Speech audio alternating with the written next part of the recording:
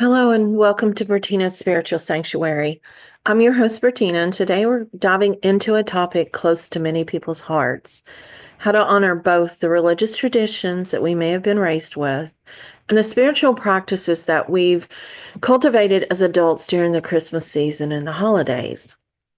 So, whether you're reconnecting with your childhood faith, merging your spiritual practices, or simply seeking a deeper meaning during this time of year, I'm here to help guide you with ideas and insights to make this holiday season feel authentic and sacred to you. So go ahead, grab your tea, light a candle, and let's dive in. Now, let's start by exploring the origins of Christmas.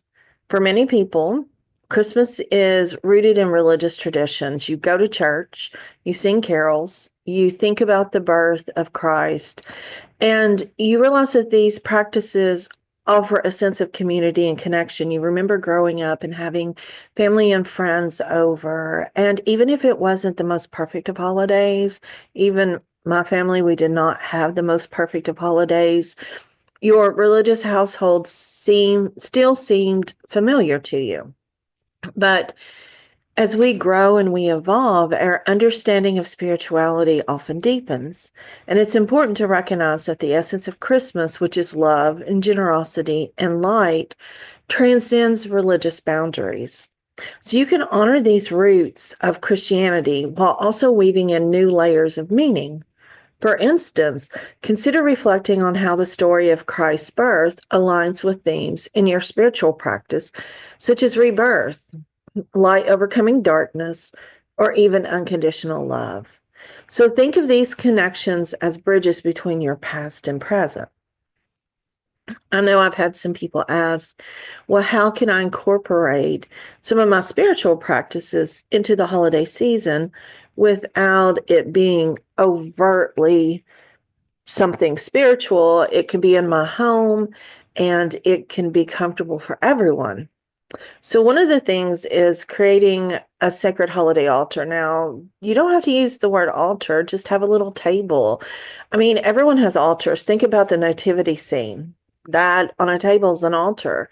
So combine these symbols from your religious upbringing, like the nativity scene or candles, with your spiritual items like maybe crystals or pine cones or holly or things like this, because all an altar is it's a focal point for meditation and prayer. So no matter what your religion is, as you walk by, you stop and you think about the nativity scene, you think about the sacrifices, you think about the light, the love, the generosity, and it's simple as that. You can also do like a gratitude list each day leading up to Christmas or Kwanzaa. I should make sure I include all the different ones. I'm really sorry, but right now we were focusing on Christmas. But reflect on the blessings from your religious traditions and then the gifts that your spiritual journey has brought into your life.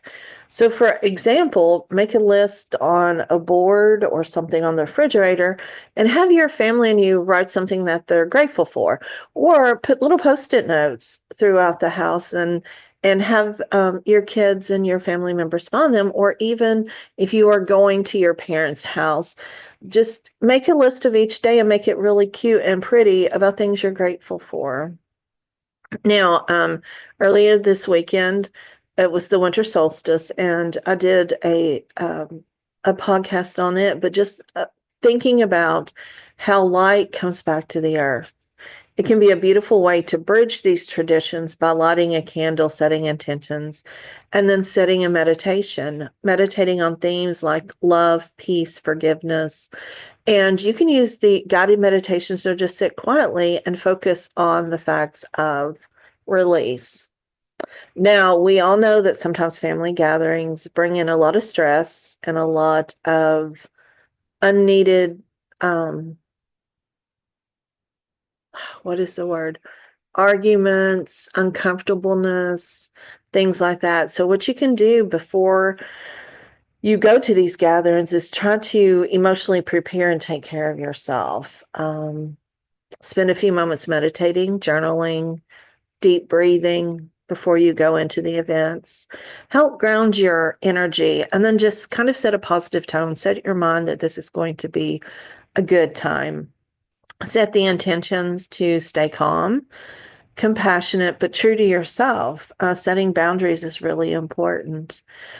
Carry that crystal that you may like. If you have essential oils, maybe have them with you, or even a mantra that you can silently repeat if things start getting overwhelmed. And also allow yourself some breaks during the gathering. Step outside, go for a walk. People do this all the time. You don't even realize that this is why people step away. It's because they're getting overwhelmed. It may not be overwhelmed because of the religious topic, but it just may be overwhelmed from having too many people around, children playing, just going to a quiet place to recharge if anything starts going up. Also remembering communicating with care. And this is something that I wish I had done earlier and when my dad was here. Use I statements whenever you're discussing sensitive topics. Like, I feel more connected to my spirituality or how I think when I meditate rather than religion doesn't work for me anymore. Rather than getting into an argument about it. If the discussions become too uncomfortable, try to redirect to neutral ground, shift the focus from memories or traditions or, asking mom, hey, where did this idea of this tradition come from? And when people have a chance to share their thoughts and their memories, they tend to shift their energy. It is hard though when things are coming to a head and you're trying to actively listen. Like saying, I hear you, I understand. That can go a long way with people. That's not saying that you agree. It's just saying that you hear what they're saying. And it's allowing them to express their views, even if you don't agree. Now, there are times when it's not as picture perfect as this. You may have to set boundaries with love. So prepare some responses to difficult questions and plan them to be gentle but firm. Like if a parent asks, well, why don't you go to church anymore? You can say, I found spiritual practices or ideas that resonate more with me and I feel more fulfilled by them. And then if they start into their judgment of, well, that's not right, and just possibly to say, this is what's right for me, and I wish you well, and then change the subject.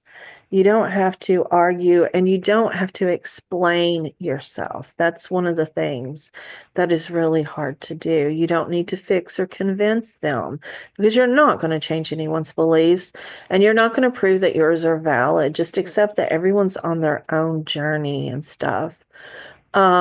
Look for shared values. Even if the beliefs differ, focus on a few common values like, I really love family time. Let's just have some peace. Let's look at how wonderful the holidays are and things like that. But look also to family members or friends who are there that kind of share your perspective and maybe walk over and talk to them. And then it helps you not feel as isolated. And then sometimes, I'm not good at this, but finding humor and tension, um, lightheartedness can diffuse awkward moments. So maybe helping shift the energy by pointing out something funny or keeping the atmosphere relaxed or in memory helps as well. But now, when you leave that family gathering, you want to make sure that you reflect and you take care of yourself. Talk with a friend about how it went. It's okay to vent. It's okay to rethink about what you should have said, but let it go after that. Challenge challenging interactions are really hard. So try a ritual to release any lingering negativity. Write down your feelings, burn the paper, take a cleansing bath, do Reiki, look to your cards to find some guidance about the direction that you want to do. And then Think about, because you know that you're going to go through in your mind and replay 100 times things you said, things you should have said. But then, really, instead of beating yourself up like that, acknowledge the moments where you stayed calm, where you set boundaries, and where you might have found some connection despite some of the challenges. So celebrate your growth, your resilience, and hope that the next gathering is a little bit better. Um, and then as you are ending your day, seek your inner peace. Take some time to call in your guides before you go, while you're there, and then especially after to help you with clarifying what it is that you said, you saw, and you felt. You can always visualize a light bubble, white bubble. I always do pink bubbles. Pink is a way of allowing things to come through in a loving way, but you actually seeing the truth. And then at the end of the day, just focus on what went well and express the gratitude for your family. So, just some closing comments here as we move through the holiday season. Remember that spirituality and religion does not have to be in conflict. We don't have to argue about things. We can coexist and we can enrich each other. Honor the roots where you came from, embrace the practices that still resonate with you, and then create a holiday season that feels truly sacred and meaningful. Now, I'm going to leave you with this. Christmas is about light in all its forms. I remember this song when I was little, this little light of mine, I'm going to let it shine. Well, let the light within you shine. Use it to connect with those you love, with the universe, with yourself, and then just be happy because as you let that light shine, people are going to come to you. The light will come to you, the love will come to you.